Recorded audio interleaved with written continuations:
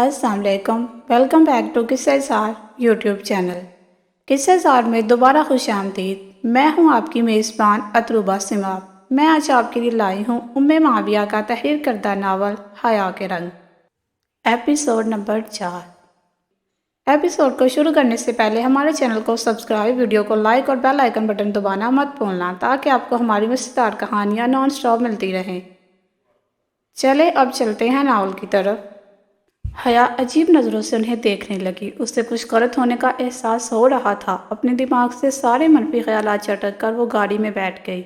शायद police station वालों ने ताई अम्मी को सीधा कर दिया हो। वो खुद को तसल्ली देने लगी। लो, ये जोड़ा पहनकर तैयार होना, तेरे ससुराल से आया है। वो बुशरा को एक थैला पकड़ा कर पलट गई। वो बेबसी से थैला एक तरफ रख कर बैठ गई।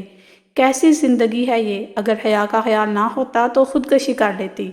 आंसू टप टप उसके गालों पर बहने लगे थे। शहरोज, मुझे माफ कर दे, मैं मजबूर हूँ। वो ख्यालों में शहरोज से मुखातिब थी। ताई की दी हुई धमकी उस डरपोक लड़की को डराने के लिए काफी थी। वो किसी से मदद मांगने का सोच भी नहीं सकती थी। वो आंसू पोंछती जाए नमाज बचाकर नमाज पढ़ने लगी। ब्यूटिशियन कमरे में दाखिल हुई तो वो दुआ कर रही थी। उसे देखकर जल्दी से उठी। मम्मा, अगर शेरोज भाई ने इसकी शादी के बाद भी उसे ना छोड़ा, मतलब अगर तलाक दिलवा दी तो? मिसबा शीशे के सामने खड़ी तैयार होती माँ से बोली, ऐसा कुछ नहीं होगा, तेरे अब्बा सब संभाल लेंगे। वो लिपस्टिक लगाती बोली, फिर अपने बाल सेट करने लगी। आपने डैड को क्या बताया है? वो कैसे मान गए इस शादी के लिए? मिसबा तजस्सुस से बोली, अरे तेरे बाप को ठगना कौन सा मुश्किल काम है। मैंने कह दिया कि ये बुशरा का आशिक है। उससे पहले कि ये दोनों भाग कर शादी कर ले, हम ही शादी करवा देते हैं। कम अज़ कम इज्जत तो ख़राब ना होगी। वो आईने में अपना अक्स देखती मकरू लहजे में बोली। दरवाजे पर खड़ा वजूद ये सब सुनकर साकित हो गया था। बारात आ चुकी थी। बुशरा का दिल पसलियां तोड़कर बाहर आने को था। वो आईने के सामने अपनी वीरान आंखें लिए खड़ी थी। उसका सरापा किसी को भी मदहोश कर सकता था। ब्राइडल मेकअप में वो शहजादी लग रही थी। कुछ देर बाद वो सोबिया के हमरा अपना बारी होता वजूद घसीटती स्टेज पर आ बैठी। उसके साथ ही उसका होने वाला दुल्हा बैठा था। उसके चेहरे पर अजीब सी मुस्कुराहट थी। शादी में फुरकान साहिब के चंद दोस्त आए हुए थे। निकाह बिल्कुल सादगी से रखा गया था, बल्कि मख्फी कहीं तो बेहतर होगा।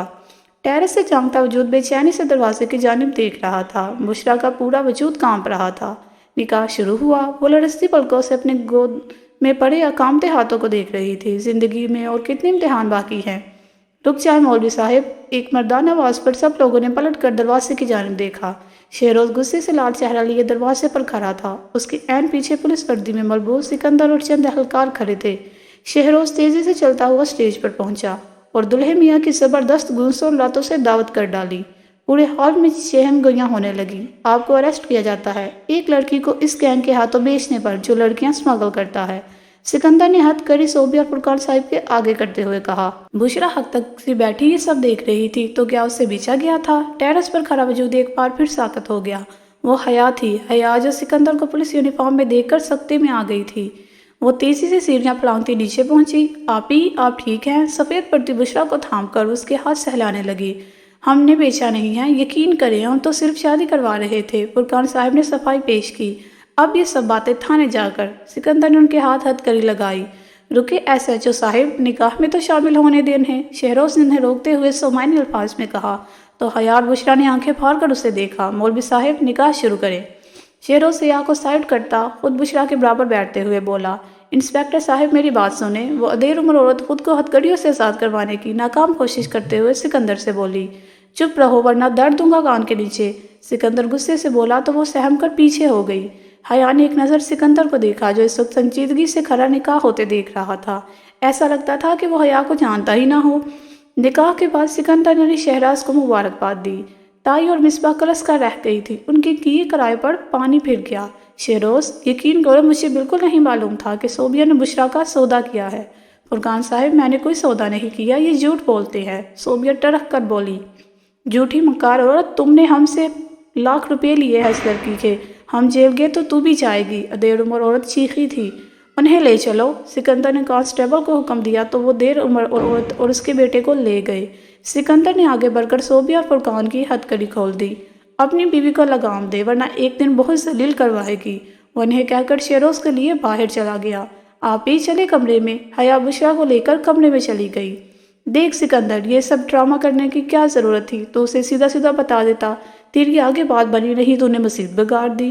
سکندر نے شہروز کو حیا کے بارے میں بتایا تو وہ سر پکڑ کر رہ گیا۔ یار میں نے سوچا تھا کہ اگر اسے مجھ سے محبت کرنی ہوئی تو ایسے ہی کر لے، پولیس یونیفارم میں دیکھ کر تو ہر لڑکی مرتی ہے مجھ پر۔ وہ گردن اکڑا کر بولا، مگر میں نہیں مرتی۔ حیا کی آواز پر دونوں چونکے۔ وہ چلتی ہوئی اس کے قریب آ گئی۔ میں تم جیسے گٹی اور دھوکے باز لڑکے سے نفرت کرتی ہوں۔ حیا غصے سے دانت پیس کر بولی۔ حیا پلیز ایک بات تو سنو، سکندر بے بسی سے بولا، مگر وہ تن پھن کرتی وہاں سے نکل گئی۔ آپ یہاں کیا کر رہی ہیں؟ شہروز بشرا کو ڈھونڈتا ہوا اس کے کمرے میں آیا تو وہ صوفے پر بیٹھتی نظر آئی۔ وہ کچھ نہیں، آپ کو کچھ چاہیے؟ وہ ہڑبڑا کر اٹھی۔ آپ شاید بول رہی ہیں کہ ہمارا نکاح ہو گیا ہے تو اصولاً آپ کو میرے کمرے میں ہونا چاہیے۔ شہروز نے جتاتی نظروں سے اسے دیکھا، لیکن وہ کچھ کہتی مگر حیا کمرے میں داخل ہوتی اس کی بات کاٹ گئی۔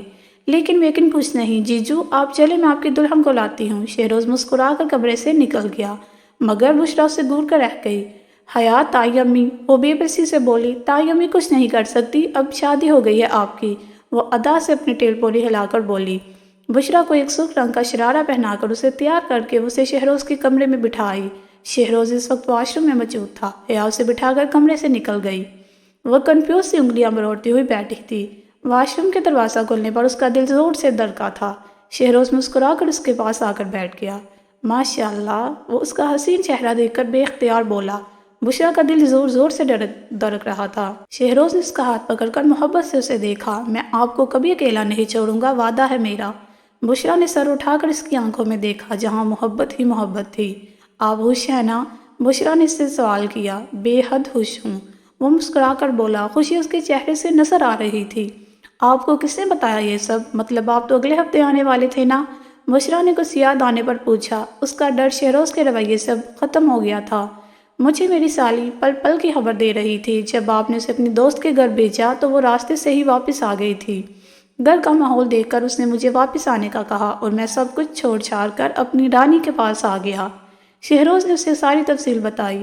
شکریہ، بشرا نے مسکرا کر کہا۔ ایسے شکریہ نہیں چلے گا، اپنا انعام میں خود وصولوں گا، وہ شرارت سے بولا تو بشرا کھلکھلا کر ہنس دی۔ فرقان صاحب سے اچھی بلی بے عزت ہونے کے بعد صوبیہ اب غصے سے بڑی بیٹھی تھی۔ میں اسے چھوڑوں گی نہیں، اس نے میرا بیٹا چھین لیا، اب سب کچھ میرے ہاتھ سے نکل جائے گا۔ نہیں، میں ایسا نہیں ہونے دوں گی۔ وہ پاگلوں کی طرح خود سے باتیں کر رہی تھی۔ وہ ابھی سونے لیٹی ہی تھی جب اس کے موبائل پر انجان نمبر سے کال آنے لگی۔ پہلے تو اس نے اگنور کیا، مگر دوسری طرف کوئی پاگل ہو گیا تھا، کال پر کال کیا جا رہا تھا۔ ہیلو جی، کیا قیامت آ گئی ہے جو اس وقت کال پر کال کر رہے ہیں آپ؟ وہ غصے سے کال ریسیو کرتے ہی بول پڑی۔ ایک بار بات سن لو پلیز۔ سکندر کی آواز پر اس نے غصے سے کال کاٹ دی۔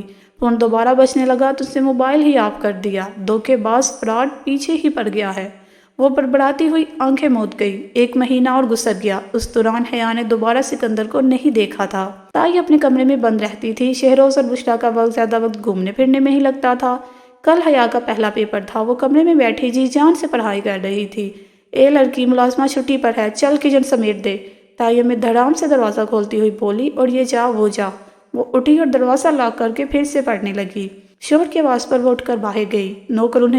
نوکر نہیں ہے وہ کسی کی، جس کو کھانا چاہیے وہ خود بنا لے، شہروز صوبیہ کو کہتا بشرا کا ہاتھ پکڑ کر کمرے میں چلا گیا۔ کالبن تائی نے بشرا سے کسی کام کا کہا تھا۔ پیپر کافی اچھا ہو گیا میرا، ایزی تھا۔ وہ ماہی کے ساتھ گراؤنڈ میں بیٹھی پیپر کے متعلق باتیں کر رہی تھی۔ حیا، وہ دیکھ، ماہی نے گیٹ کی طرف اشارہ کیا تو اس نے گردن موڑ کر اسے دیکھا۔ سکندر پولیس یونیفارم میں آنکھوں پر چشمہ سیٹ کرتا کالج میں داخل ہو رہا تھا۔ سب لوگ حیرانی سے اسے دیکھ رہے تھے۔ اس کے پیچھے ہی پولیس کی پوری نفری چلی آ رہی تھی۔ حیا اور ماہی اٹھ کھڑی ہوئی۔ وہ چلتا ہوا آگے آیا اور اہلکاروں کو اشارہ کیا۔ وہ سب یہاں وہاں دوڑنے لگے۔ تھوڑی دیر بعد چند اہلکاروں نے لڑکے اور 2 لڑکیاں اریسٹ کر دی تھی۔ سارے اسٹوڈنٹس اور ٹیچرز حیرت سے یہ منظر دیکھ رہی تھی۔ یہ سب کیا ہے سر؟ ایک پروفیسر نے سکندر سے سوال کیا۔ یہ وہ گینگ ہے جو لڑکیاں اغوا کر کے بھیجتا ہے، کافی محنت کے بعد یہ لوگ ہاتھ لگے ہیں، سکندر مطمئن سا بولا۔ ان لڑکوں میں وہ لڑکا بھی شامل تھا جس نے ایک مرتبہ سکندر کی ریگنگ کی تھی، تب حیا نے اسے تھپڑ مارا تھا۔ وہ سرے سے حیا کو نظر انداز کرتا اسی شان سے کالج گیٹ سے باہر چلا گیا۔ اس کے پیچھے ہی تمام اہلکار بھی نکل گئے۔ حیا کو اپنا نظر انداز کرنا بہت برا لگا۔ وہ پیر پٹکتی کینٹین کی طرف چلی گئی۔ ماہی بھی اسے آواز دیتی اس کے پیچھے لپکی۔ مصباح، تو پاگل ہو گئی ہے کیا بکواس کرتی ہے؟ وہ چیخی تھی۔ ان کی نام نہاد بیٹی کارنامہ کر رہی تھی۔ مما معاف کر دے، مجھے نہیں پتا تھا وہ دھوکے باز نکلے گا، وہ شرمندہ سے بولی۔ کمرے کے پاس سے گزرتی حیا وہی کھڑی رہ گئی۔ کیا مطلب ہے تیرا؟ وہ تجھے گھر سے اٹھا کر لے گیا تھا کیا؟ تو خود گئی تھی اور اب یہ گناہ اٹھا لائی ہے؟ اسے بازو سے پکڑے غصے سے بولی۔ مما پلیز، مصباح اپنے درد کرتے بازو کو چھڑواتے ہوئے بولی۔ تو ابھی کے ابھی میرے ساتھ ہسپتال چل رہی ہے، اس مصیبت سے جان چھڑوائیں گے۔ اسے کھینچتی ہوئی دروازے پر لائی۔ دروازہ کھولتے ہی وہ ٹھٹک گئی۔ شہروز اور حیا آنکھیں پھاڑے انہیں دیکھ رہے تھے۔ حیا کو وہاں کھڑا دیکھ کر شہروز بھی چلا آیا تھا۔ ماں بیٹی کی گفتگو سن کر اس کا جسم سن ہو گیا۔ مما کیا ہے یہ سب؟ وہ داڑا، وہ صوبیہ سمیت مصباح بھی کانپ گئی۔ بائی معاف، مصباح نے کچھ کہنا چاہا مگر حیا کا ایک زوردار تھپڑ اس کا گال لال کر گیا۔ بے حیا لڑکی، مجھ پر الزام لگا رہے تھے تم لوگ اور اپنی بیٹی چھی، وہ غصے سے بولی تھی۔ شام کو فرقان صاحب گھر پہنچے اور الگ بچال آیا ہوا تھا۔ مما خدا کے لیے کچھ کرے، میں مر جاؤں گی، میں اپنا بچہ نہیں مار سکتی۔ اب وہاں کے پیروں میں بیٹھ گئی۔ وہ چاہ کر بھی اس بچے کو نہیں مار سکتی تھی۔ سب لوگ لانچ میں سن سے بیٹھے تھے۔ اس خبر نے سب کو ہلا دیا تھا۔ تو اس گناہ کو پالے گی؟ صوبیہ پھٹ پڑی۔ گناہ نہیں ہے یہ، نکاح کیا تھا میں نے زہیب سے۔ ہاں تو اب کہاں ہے تیرا زہیب؟ فرقان صاحب شدید غصے سے سرخ ہو رہے تھے۔ بابا اس نے مجھے طلاق دے دی، وہ بچہ نہیں چاہتا تھا، وہ روتی بولی۔ تو نے چھپ کر نکاح کیا کیوں؟ وہ آوارہ بدماش لڑکا، اب ہم کہاں ڈھونڈے اسے؟ فرقان صاحب پھر سے بولے۔ شہروز خاموشی سے ایک طرف بیٹھا تھا۔ بشرا اور حیا کو وہاں آنے سے منع کیا تھا مگر حیا ریلنگ پر کھڑی سب کچھ سن رہی تھی۔ جی تو فرینڈ، کیسی لگی آج کی ایپیسوڈ؟ کمنٹ سیکشن میں ضرور بتائیے گا۔ پھر حاضر ہوں گے ناول کی نیکسٹ ایپیسوڈ کے ساتھ۔ تب تک کے لیے اجازت، اپنا خیال رکھیے گا۔ اللہ حافظ۔